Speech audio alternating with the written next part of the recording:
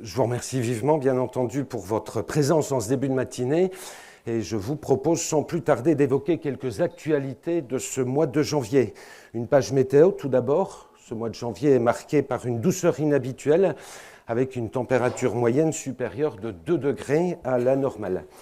Alors, concernant l'actualité internationale, l'introduction de l'euro dans 11 pays de l'Union européenne pour former l'Union économique et monétaire, ou encore la zone euro, est effective depuis le 1er janvier dernier. Et d'autres pays ont vocation à rejoindre cet espace dans les années à venir.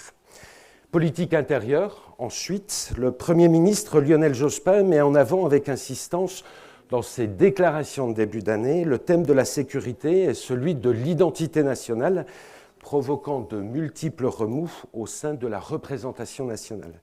Ces deux thèmes sont liés, à ses yeux, à la nécessité de répondre à une attente d'autorité et de sens que ressentent les Français.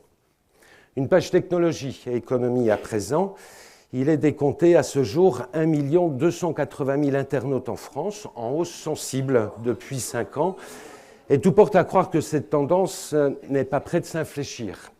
Cette ruée sur Internet correspond pour beaucoup de commentateurs à un effet de mode. Il est devenu du dernier chic de surfer sur le web. L'augmentation du nombre d'internautes est notable également en Chine, qui décompte aujourd'hui 5 millions d'utilisateurs réguliers du web. Et dans ce contexte, le gouvernement chinois vient d'annoncer un renforcement du contrôle des accès à Internet au sein des cybercafés.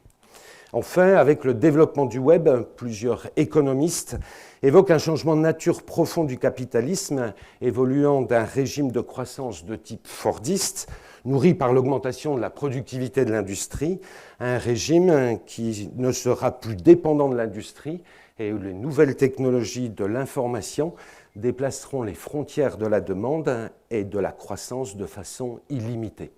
Affaire à suivre. Sans transition, une courte mais importante brève sportive. Michael Jordan vient d'annoncer qu'il met un terme à sa carrière et c'est une véritable légende du sport qui s'éloigne des parquets. Une page enseignement supérieur, enfin, pour conclure ce rapide survol de l'actualité de ce début d'année. Le décret de création de l'Université de technologie de Belfort-Montbéliard a été promulgué le 14 janvier dernier. C'est là la 3e université de technologie française créée, après celle de Compiègne en 1972 et celle de Troyes en 1995. Cette université, qui sera connue sous le nom d'UTBM, est fondée par fusion de l'École nationale d'ingénieurs de Belfort et l'Institut polytechnique de Sévenant, une marcotte de l'Université de technologie de Compiègne. L'année 2024 marque, vous l'avez compris à ce propos introductif, façonné à partir de la reprise in extenso de dépêches d'actualité datant de janvier 1999, le 25e anniversaire de la création de l'Université de technologie de Montbéliard, et j'y reviendrai d'ici quelques instants. Monsieur le vice-président de la région Bourgogne-Franche-Comté, chers directeurs et administrateurs de l'UTBM, cher Jean, cher Pascal, cher Christian, chers invités en vos grades et qualités, chers étudiantes, chers étudiants et chers collègues de l'UTBM, chers amis, mesdames et messieurs, je ne saurais vous cacher l'immense plaisir qui est le mien à nous retrouver toutes et tous ce matin sur le campus de Sevran de l'UTBM en ce début d'année 2024 à l'occasion de cette cérémonie des vœux. Et je vous remercie vivement et chaleureusement pour votre présence qui nous honore. Je ne saurais bien entendu débuter cette intervention sans vous adresser les meilleurs de mes vœux et puisse 2024 pour vous toutes et tous et pour les personnes qui vous sont chères être synonyme de santé, de bonheur, de joie familiale et de succès professionnel. Et je formule ici également le vœu, très naïf, cela est évident, que 2024 voit quelques-unes de nos divergences nationales s'accommoder les unes aux autres, de sorte à ce que l'écoute d'abord, le dialogue ensuite, se substitue quelque peu au dissensus permanent et à la divergence incessante. Et cela serait peut-être un premier pas salutaire dans le réapprentissage du faire communauté. À ce titre, le philosophe, théologien, juriste et médecin musulman andalou Imdrojd de Cordoue, dit Averroès, mettait déjà en garde au XIIe siècle ses contemporains en écrivant ceci: « L'ignorance mène à la peur, La peur mène à la haine et la haine conduit à la violence. Voilà l'équation. Aussi, continuons à l'UTBM, à notre toute petite échelle, à cultiver l'ouverture d'esprit et la tolérance et à faire de notre diversité et de nos différences des richesses plutôt qu'une indigence.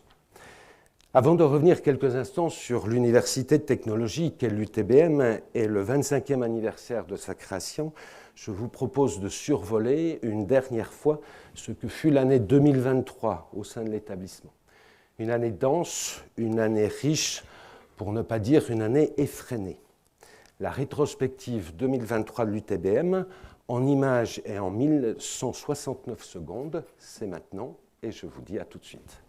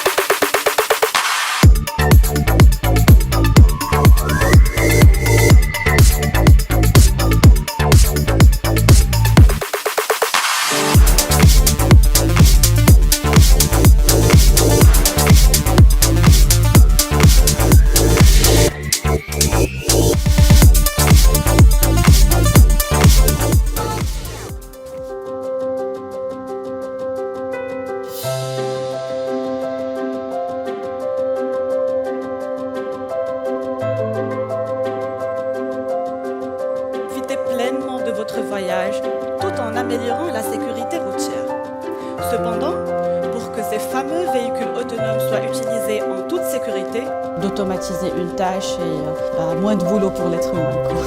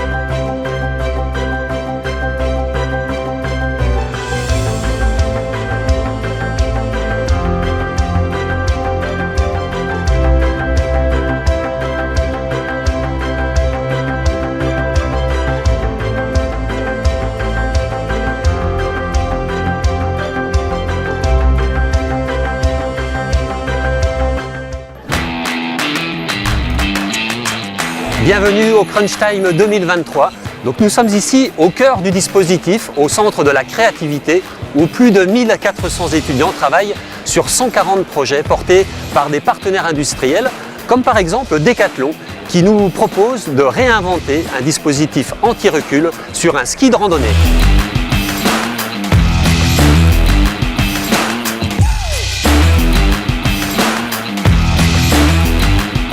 Alors Decathlon dépose des projets ici pour plusieurs raisons. C'est intéressant pour nous d'avoir un œil externe, vraiment un point de vue un peu neuf sur nos problématiques. Je trouve que le séquencement est assez bien fait. On a vraiment un point de départ de bien s'imprégner, demander clarification et bien exprimer les besoins aux porteurs de projets, histoire que tout le monde soit bien d'accord, que le groupe aille dans le bon sens. C'est des ingénieurs, ils sont habitués à se poser des questions, à avoir de la curiosité, donc nous on a vraiment le nez dans les projets, on peut manquer parfois un petit peu de recul, donc ça nous permet vraiment de prendre un peu de distance et puis avoir peut-être rebondir par rapport à certaines idées qu'ils vont nous donner. Peut-être que là, ce qui sera livré sera intéressant, mais il nous fera aussi peut-être rebondir et découvrir de nouvelles solutions. Ça peut nous permettre d'avoir un peu plus d'inspiration aussi sur les sujets en cours. Aussi, ça nous permet de rencontrer des partenaires d'autres industries. Donc c'est intéressant aussi pour faire des liens, des contacts sur des stratégies qu'on pourrait avoir en commun. Et faire du recrutement, identifier des talents, pourquoi pas, qui se démarqueraient dans les groupes. Et faire passer quelques entretiens aux étudiants qui sont présents et qui sont intéressés par l'entreprise.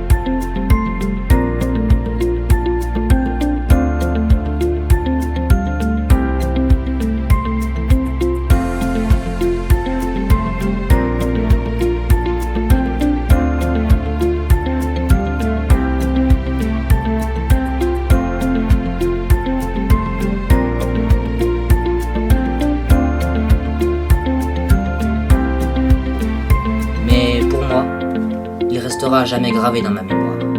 Bonjour, je suis Timothée Rousset et je viens du lycée Follereau. J'ai maintenant 15 ans.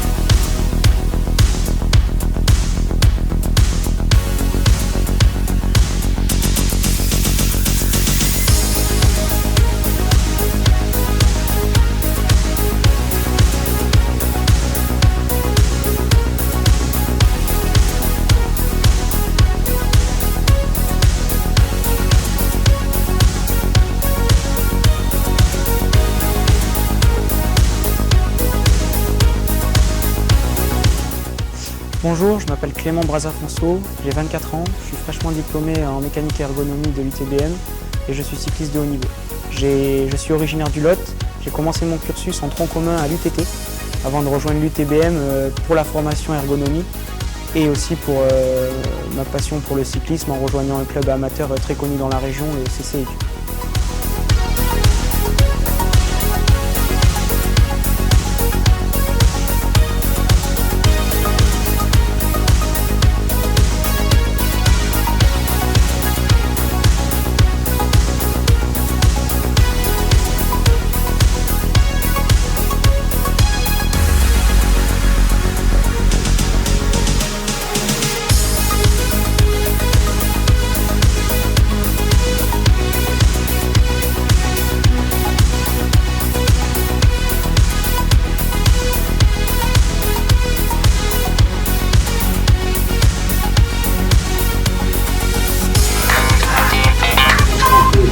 Ce matin, c'est l'inauguration de nos nouveaux locaux. Le Crunch Lab, c'est un centre de ressources qui est ouvert à tous, c'est-à-dire que c'est un lieu où on va accompagner des projets sur le volet plutôt technologique, méthodologique, la créativité, l'idéation. C'était important pour nous de refaire ces locaux parce que jusque-là, on était obligé d'adapter nos usages au lieu et là, aujourd'hui, c'est le lieu qui s'adapte à nos usages pour être beaucoup plus efficace, donc avec les différents espaces qui sont connectés et qui permettent à tout un chacun de pouvoir interagir, de pouvoir travailler ensemble.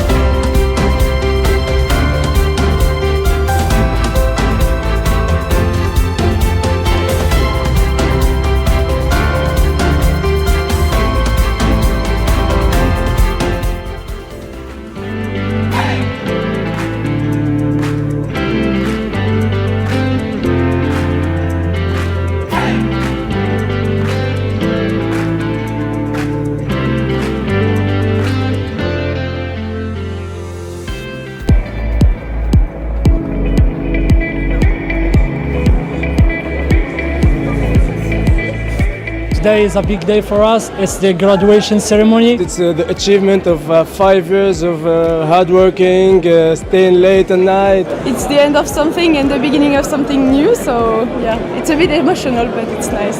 Aujourd'hui, nous nous réunissons dans un moment de solennité et de célébration.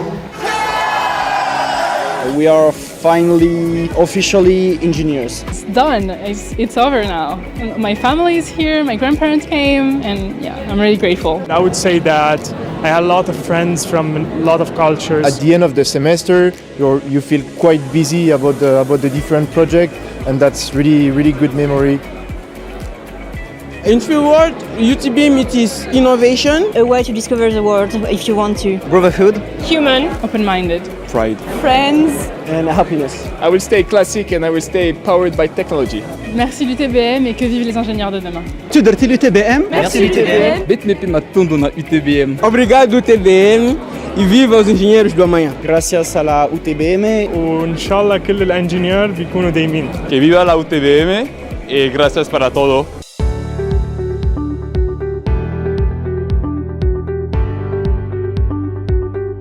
La fresque de l'innovation, c'est un atelier de 3 heures qui a pour but de favoriser une culture de l'innovation à travers une expérience collaborative et apprenante dans un esprit ludique et un langage accessible à tous.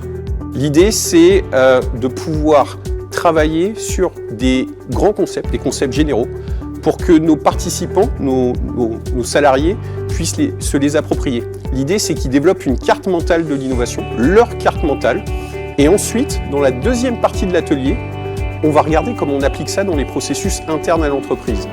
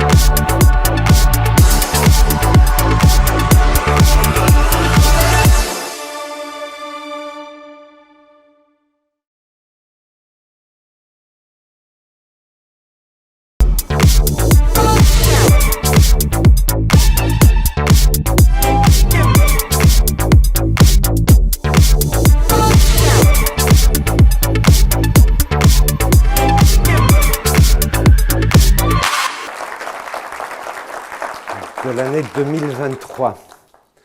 Revenons à l'été 1970. Olivier Guichard, alors ministre de l'Éducation nationale, constituait un groupe de travail pour définir un nouveau profil d'établissement universitaire. 2 années après le printemps des illusions révolutionnaires, ce groupe ambitionnait de concevoir, et je cite ici les termes d'un rapport, une université moderne bâtie comme une entreprise et qui pourrait servir de modèle aux universités françaises de l'avenir. C'est ainsi que la création de l'Université de technologie de Compiègne, l'UTC, était appelée à préfigurer les universités de la 3e génération. Guy Denielou, résistant, sous-marinier puis ingénieur atomiste, choisi comme premier directeur de l'UTC, présentera souvent les universités de technologie comme la résultante entre la voie universitaire, celle du Logos, et la voie de l'ingénierie, celle du Techné. Le 2 octobre 1972, un décret institue pour la première fois en France une université de technologie. Titre alors inusité dans notre pays, à l'inverse par exemple des États-Unis. 6 ans après les premiers IUT, 4 ans après la loi d'orientation universitaire de 1968, 1 an et demi après la partition de l'historique Université de Paris en 13 universités, une université d'un nouveau type est établie à 1 heure de la capitale. D'un nouveau type par son appellation de technologie, au singulier, mettant cela l'accent sur l'unité de la technologie et sur son caractère de science, générale ou globale, comme on voudra, des techniques. Contrairement aux habitudes d'employer le mot au pluriel, les technologies, pour désigner les techniques de pointe, ou l'adjectif technologique dans le même sens, le substantif, la technologie, désigne une science ou une forme d'enseignement. De même que la sociologie ne se confond pas avec l'objet qu'elle étudie, c'est-à-dire la société, la technologie ne se confond pas avec la technique, comme le faisait remarquer Guy Denielou, et je le cite, « Le mot technologie est d'un emploi délicat. Il s'agit de la science des techniques et non de la technique, trouvant par là même une voie inédite d'expansion. » 10 ans plus tard, en novembre 1981, il adressera à Jean-Pierre Chevènement, alors ministre de la Recherche et de la Technologie, cette formule d'apparence paradoxale et pourtant tellement vraie, « Nous avons peut-être trop d'industrie pour ce que nous avons de technologie ». En décembre 1984, il expertisera le bassin de Belfort-Montbéliard aux fins d'y développer la recherche et un enseignement technologique supérieur. La loi programme sur les enseignements technologiques, votée le 23 décembre 1985, annonce dans son article 12 la création de 5 à 7 universités de technologie, ainsi que dans son article 13 celle de centres polytechniques universitaires, tous deux ayant pour mission principale la formation des ingénieurs, le développement de la recherche et de la technologie. Plusieurs sites sont alors envisagés, sans succès. Corté, La Rochelle, Nîmes, Château-Gombert, Clermont-Ferrand, Chalon-sur-Saône, Mulhouse. Lille est même dotée par décret en février 1986 d'une université de technologie qui ne voit jamais le jour. Ainsi, à l'évidence, l'expansion de cette 3e voie d'enseignement supérieur dévolue à la technologie tarde à se déployer dans notre pays. 18 projets de création auront avorté, les évolutions ayant cours au sein de l'enseignement supérieur français actuellement ne semblent pas prêter une attention soutenue, ce n'est rien de le dire ainsi, à ce modèle d'établissement. Et c'est bien dommage, et nous n'en mesurons les conséquences qu'aujourd'hui, malheureusement, à l'heure où il s'agit de réimplanter en France une néo-industrie, d'assurer une forme de souveraineté nationale et de répondre à la pénurie criante de compétences en technologie. Réjouissons-nous toutefois de la création récente, en novembre dernier, d'une 4e université de technologie, 25 ans après la dernière à avoir été fondée, l'Université de technologie de Tarbes. Le jeu de mots franco-latin qui fait que l'idée de l'université et de l'universalité dérive tous deux du terme universitas est évidemment tout sauf accidentel. Université comme universalité englobe toujours l'idée de la totalité, de la globalité, et les universités ont été créées avec l'ambition de ne laisser en dehors de leur programme d'études aucun domaine de savoir. Alors, qu'en est-il d'une université de technologie ? Eh bien, il en est de même, bien évidemment, et il serait en effet erroné de considérer la technologie comme la simple résultante d'une application de savoir scientifique, comme une sous-discipline en quelque sorte, ou un résidu de la science supposée plus absolue, voire parfaite. Non, souvent, en fait, la technologie précède et transforme les savoirs traditionnels. La technologie, c'est un champ de savoir spécifique, avec ses difficultés propres, tenant aux contraintes matérielles ou formelles de la réalisation des objets et des systèmes. Et en cela, nous restons pleinement fidèles à l'UTBM, à la définition de la technologie que donnait en 1972 Guy Donielou, et je le cite encore ici, « La technologie, c'est le nom de la science quand elle prend pour objet les produits et les procédés de l'industrie humaine. » On ne saurait donc se contenter, au sein d'une université de technologie, de seules connaissances technoscientifiques. En effet, la complexité des processus décisionnels et opérationnels, les pratiques de l'ingénierie collaborative, la gestion de l'humain et la mobilisation de toutes les compétences amènent à interpeller des champs disciplinaires que l'on a encore trop souvent tendance, en France du moins, à classer comme périphériques ou anecdotiques dans la formation des ingénieurs. Et je cite ici, pêle-mêle et sans exhaustivité, la philosophie, l'épistémologie, les mécanismes de la créativité, l'économie, la géopolitique, l'histoire des civilisations, la prospective, etc. Les grands enjeux sociétaux constituent en effet des champs applicatifs, donnant plein sens à l'engagement des ingénieurs et permettant par ailleurs aux élèves ingénieurs de percevoir pleinement leur futur rôle et mission. Guy Donielou, et je ne peux résister, vous le voyez, à l'envie de le citer une nouvelle fois encore ici, résumait cela de la manière suivante. Il faut fournir aux futurs ingénieurs sortant de nos établissements les outils intellectuels pour penser le pouvoir transformant des innovations techniques dans la société contemporaine, anticiper ces évolutions et mesurer le sens de leur responsabilité dans le mouvement de l'évolution technologique. C'est ce à quoi s'attache à faire depuis 25 ans à présent l'UTBM. Formé d'une part des ingénieurs, plus de 12 000 l'ont été depuis 1999, des ingénieurs à même de penser le pouvoir transformant des innovations techniques, anticipés d'autre part par notre recherche des évolutions au sein de notre société contemporaine. L'hydrogène depuis 25 ans, l'intelligence artificielle appliquée au domaine des transports et de la santé depuis 20 ans, et plus récemment l'impression 4D, constituant quelques exemples parmi de multiples autres. En guise de témoignage destiné aux générations futures des témoignages des 25 années passées, nous ouvrirons d'ici quelques instants une capsule du temps, et elle est ici.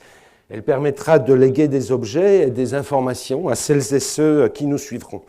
Son contenu sera enrichi tout au long de cette année et elle sera scellée pour 25 ans en novembre prochain à l'occasion de la cérémonie de remise des diplômes de l'UTBM. Je remercie ici très chaleureusement Ludovic Vitu, Thierry Courtier, Saïd Elmaï, Arnaud Mutuel et Sébastien Muller pour la réalisation de cet écrin.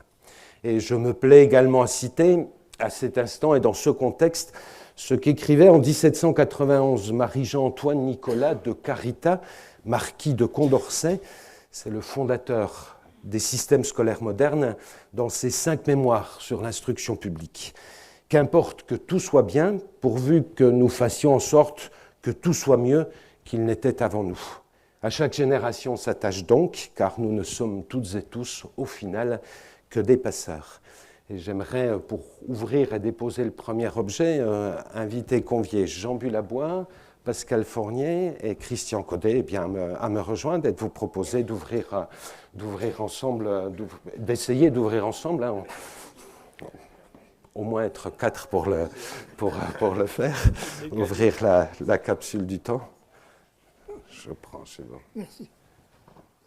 Ça va, vous voulez, je vous donne. Oui, je vous donne. On va passer par là.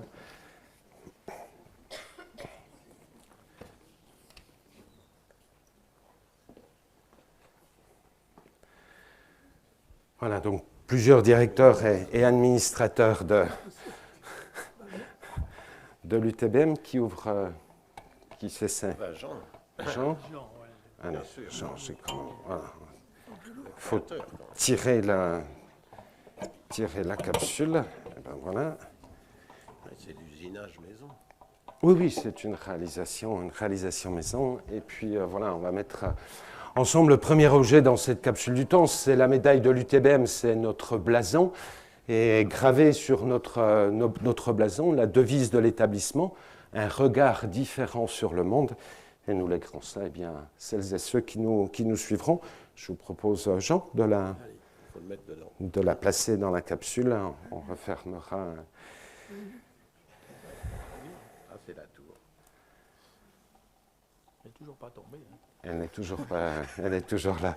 Merci, voilà, et on va refermer la capsule. Tout au long de l'année, on repositionnera des objets, et puis elle sera après définitivement scellée pour 25 ans.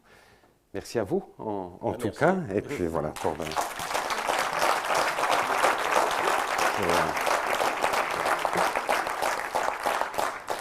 Vous voulez qu'on passe. Voilà, merci. En tout cas, alors je ne me risquerai pas ce matin à une prospective pour les 25 années à venir concernant l'UTBM. Car comme l'écrivait Pierre Dac dans Le Samoil, les prévisions sont difficiles, surtout lorsqu'elles concernent l'avenir. Alors, plus sérieusement, je ne me risquerai pas à une prospective, tant l'imprévisibilité marque aujourd'hui l'évolution de l'enseignement supérieur et de la recherche français, et sans même évoquer l'imprévision de certains de ses acteurs, et c'est bien peu de le dire ainsi. Nonobstant, l'UTBM d'aujourd'hui n'est plus à l'évidence l'UTBM de 1999, et souhaitons vivement que celle de 2049 ne soit pas celle de 2024. En l'espèce, ainsi que l'écrivait Francis Bacon, tout à la fois scientifique, philosophe et homme d'État, Francis Bacon est l'un des pionniers de la pensée scientifique moderne et il en posa d'ailleurs ses fondements et ses méthodes. Nous sommes en Angleterre à la fin du XVIe siècle. Ainsi que l'écrivait Francis Bacon, disais-je, en cette période de transition que fut l'extension au reste de l'Europe de la Renaissance créée en Italie, celui qui n'appliquera pas de nouveaux remèdes doit s'attendre à de nouveaux maux, car le temps est le plus grand des innovateurs. Poursuivre la transformation de l'UTBM est donc essentiel, primordial, vital et salutaire. Le faire nécessite en tout premier lieu d'être lucide sur nos forces et nos faiblesses. Concernant l'AVER, l'établissement dispose d'atouts irrécusables au regard des multiples défis en jeu de notre société et sa récente entrée dans le sélectif classement de Shanghai sur les champs de l'ingénierie mécanique et des sciences et technologies de l'instrumentation, aux côtés de 82 autres institutions françaises, dont 9 autres écoles d'ingénieurs, peut être lu tout à la fois comme la marque de la pertinence de choix auxquels il fut procédé il y a quelques décennies de cela, tout comme celle de la grande maturité scientifique de la génération actuelle de ces enseignants-chercheurs. Concernant le revers, l'établissement est aujourd'hui au plafond de verre de son développement en raison de sa petitesse. Casser ce plafond de verre et trouver de nouvelles marges de développement pour l'UTBM figure aujourd'hui parmi mes préoccupations principales et pour ne pas dire parfois parmi mes tourments. Poursuivre la transformation de l'UTBM, c'est également être très conscient des tropismes qui agitent le monde de l'enseignement supérieur et de la recherche afin de définir des objectifs clairs quant à notre devenir au regard de notre socle de valeurs et de notre histoire. Et en cela, l'année 2024 sera une année charnière pour le futur de l'UTBM et ses administrateurs seront amenés en juin prochain à formuler un choix le plus clair possible, je le souhaite, quant à la forme que prendra la contribution de l'établissement à la structuration du site universitaire Bourgogne-Franche-Comté. Il ne s'agit donc pas tant d'inventer, vous le comprenez, l'UTBM d'après. C'est une vision théorique par bien des points de vue, ou une vue de l'esprit, comme on le souhaitera, mais de continuer à transformer l'UTBM d'aujourd'hui pour en faire celle de demain. C'est ce à quoi nous continuerons d'œuvrer en 2024 et j'aimerais rapidement portraiturer quelques jalons qui vont s'ouvrir à nous. Et débuter par une excellente nouvelle, par une importante nouvelle.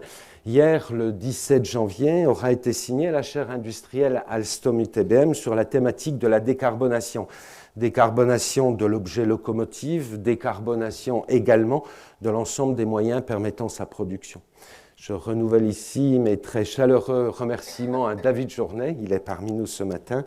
Merci David, directeur du site de Belfort d'Alstom, et de l'ensemble de ses équipes pour la confiance ainsi accordée à l'établissement, puisqu'une chaire industrielle est la forme la plus aboutie d'une collaboration entre un établissement d'enseignement supérieur et de recherche et une entreprise industrielle, dès lors qu'une telle chaire adresse l'intégralité du champ des possibles de la collaboration, la recherche, la formation, l'innovation, etc.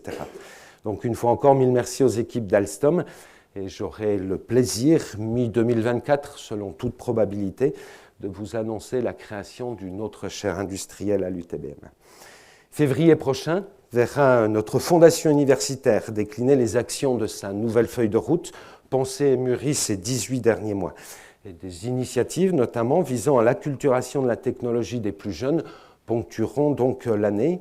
Le Crunch Scholar Camp, organisé en mai prochain à destination d'élèves de collège et de lycée de notre cordée de la réussite, constituera à ce titre un temps exemplaire de cette nouvelle trajectoire.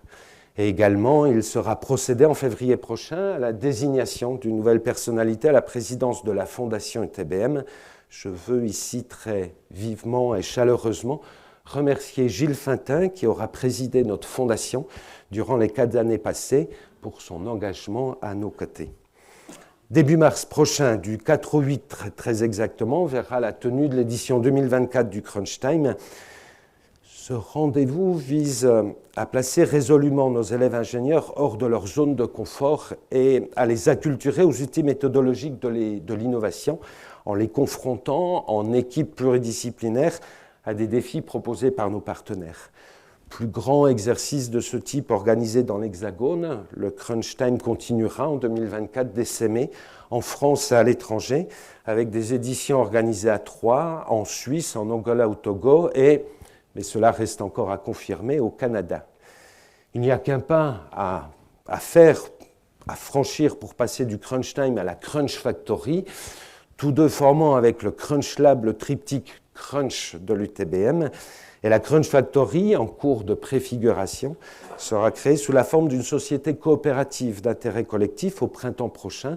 Et je voudrais ici vivement remercier les partenaires ayant d'ores et déjà fait montre de leur intérêt pour cet outil au service du territoire, car une université de technologie a également pour vertu de contribuer à une capillarité socio-économique dense face aux besoins de la cité. C'est au printemps prochain également, au mois de mai, en l'état actuel du calendrier, que sera réceptionné le bâtiment 1 intégralement réhabilité de notre campus Belfortain. C'est là un chantier majeur pour l'UTBM qui s'achève après 30 mois de travaux et qui permettra de disposer, je le crois, d'un outil de travail remarquable. Je remercie ici vivement l'ensemble des acteurs œuvrant à cette réalisation, ainsi que l'ensemble des financeurs ayant mobilisé 12 millions d'euros à cette fin. L'année 2024 verra par ailleurs la poursuite des études amont de 3 autres aménagements immobiliers, à Belfort, à Sevenant et à Montbéliard. Sur le champ des formations, et en déclinaison des recommandations issues des audits de la Commission des titres d'ingénieurs et du Haut Conseil de l'évaluation de la recherche et de l'enseignement supérieur, conduit en mars 2023, nous l'avons vu tout à l'heure, des évolutions de la structuration des maquettes pédagogiques de nos 5 formations d'ingénieurs sous statut étudiant seront finalisées dans le courant de cette année. Des blocs métiers semestrialisés venant se substituer aux filières annualisées. C'est là un chantier majeur et je remercie vivement ici l'ensemble des équipes pédagogiques de l'établissement qui s'y sont attelées. De la même manière, de nouveaux parcours de master en lien avec l'ingénierie des systèmes complexes pour laquelle l'UTBM sera accréditée par son ministère de tutelle courant 2024 émergeront, permettant de faire évoluer très tangiblement notre offre de formation à la matière. La prospective, la complexité et la systémique seront au cœur de l'ensemble de ces nouveaux parcours de master, de manière tout à fait complémentaire à notre offre de formation d'ingénieurs. 2024 verra enfin le dépôt de la candidature de l'UTBM à sa labellisation développement durable et responsabilité sociétale, à la suite des engagements pris en 2023 consécutivement à la signature de l'accord de Grenoble et aux actions qui sont déclinées depuis. Après l'état-major de la création en 1964 de l'École nationale d'ingénieurs de Belfort, après celle tout aussi majeure de la création en 1985 de l'antenne de l'Université de technologie de Compiègne, l'Université de technologie de Belfort-Montbéliard, créée une fois encore en 1999 par la fusion des deux établissements que je viens citer, s'ancre depuis 25 ans dans son territoire et contribue, je l'espère du moins, à le dynamiser. Depuis 25 ans, à présent, l'UTBM grandit à vos côtés et mille merci pour cela à l'ensemble des acteurs, et ils sont très très nombreux, ayant façonné année après année l'UTBM pour l'amener là où nous sommes aujourd'hui. Le philosophe et haut fonctionnaire français Gaston Berger, à l'origine du concept de prospective, signifiant l'étude des futurs possibles, écrivait en 1964 dans son célèbre traité de phénoménologie du temps et prospective, et je le cite, « Regardez un atome le change, regardez un homme le transforme, regardez l'avenir le bouleverse. Demain ne sera pas comme hier, il sera nouveau et il dépendra de nous. Il est moins à découvrir qu'à inventer. Faisons donc en sorte de continuer, toutes et tous, à inventer l'UTBM de demain. » Et je vous renouvelle une fois encore les meilleurs de mes voeux pour cette année 2024 et je vous remercie chaleureusement pour votre amicale écoute. Merci à toutes et à tous.